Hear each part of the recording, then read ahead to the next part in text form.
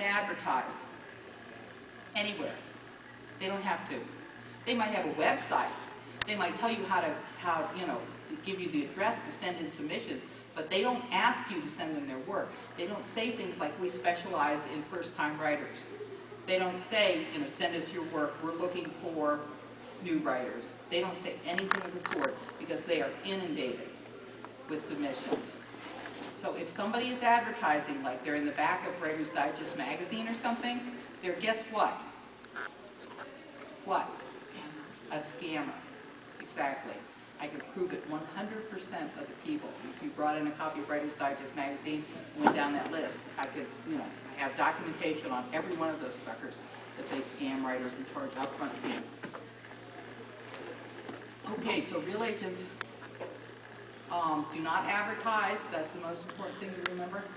Secondly, real agents do not charge writers fees before a sale is made.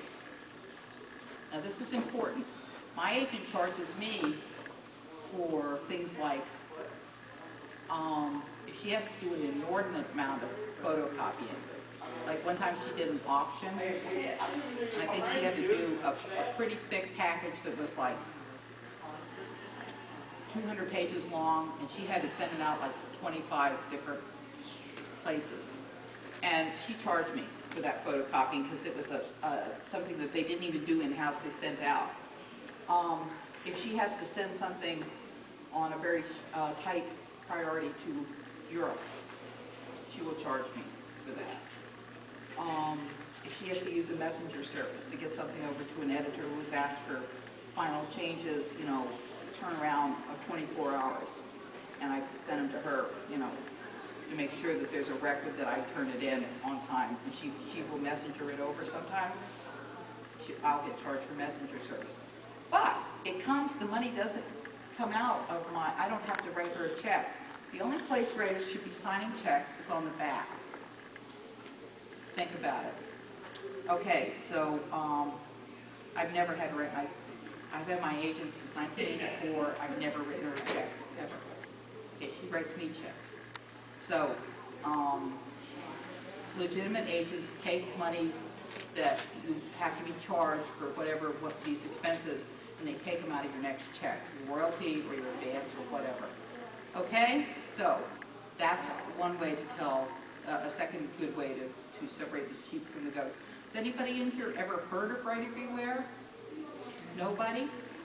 Okay, well, it's just common sense. Well, yeah, but you'd be surprised.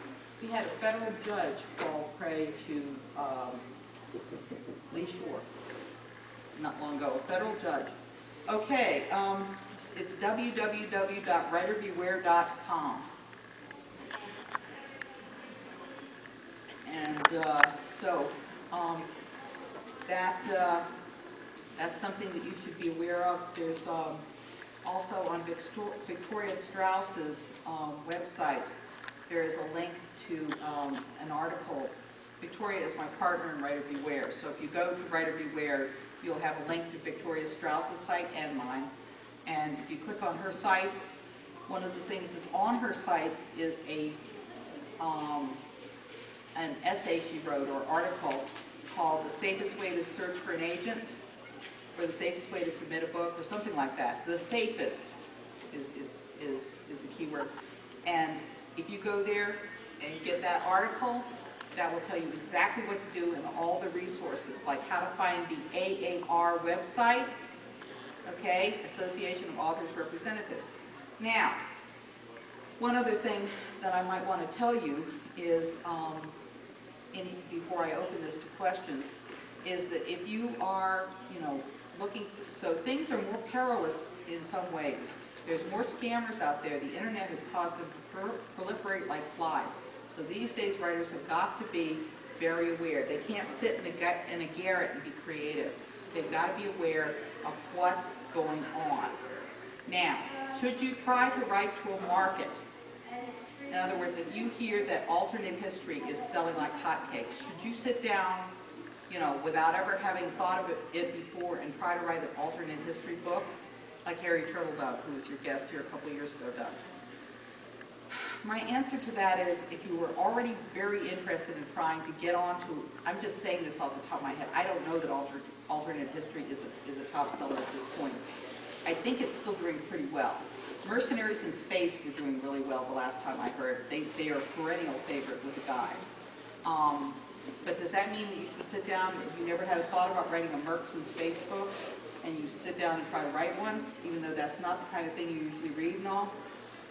I tell my students, this way lies madness. You really are not going to be able to produce a good book with sufficient drafting, polish, etc., fast enough to take advantage of a trend. Now, if you already were working on something, it might make you hurry up if you heard that something was very trendy. For example, in the fantasy field at this point, well, it's actually romance. Paranormal is still selling like hotcakes. So Sherilyn Kenyon books and all that, you know, I mean, guys, you're probably not going to be interested because the romance is generally, frequently the romance is center stage and the fantasy element takes somewhat of a back seat.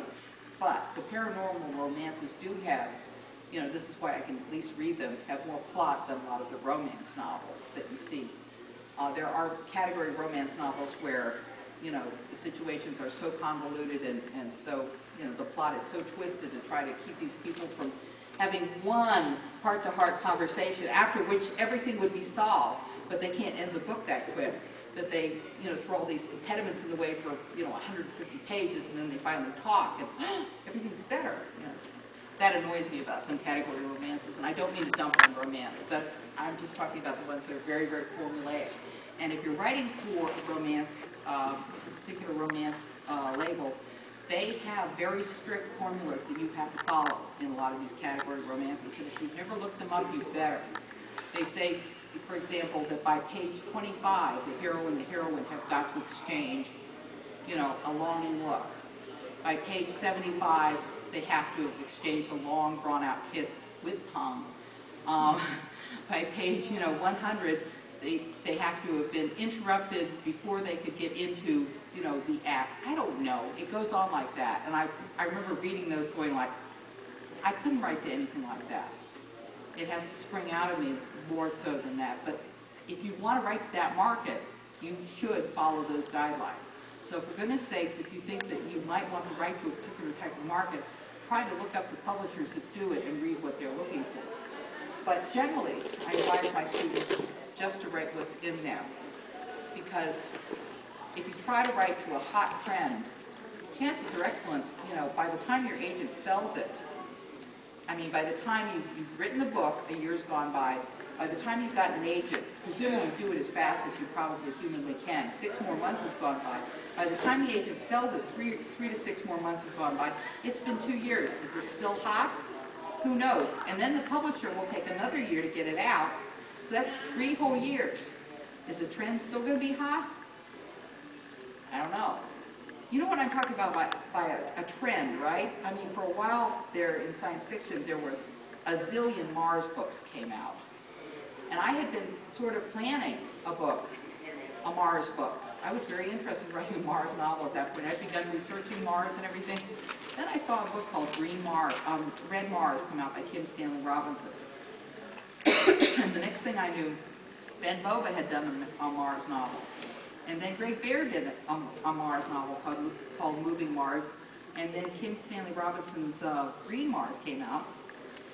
And at which point I went, whoa!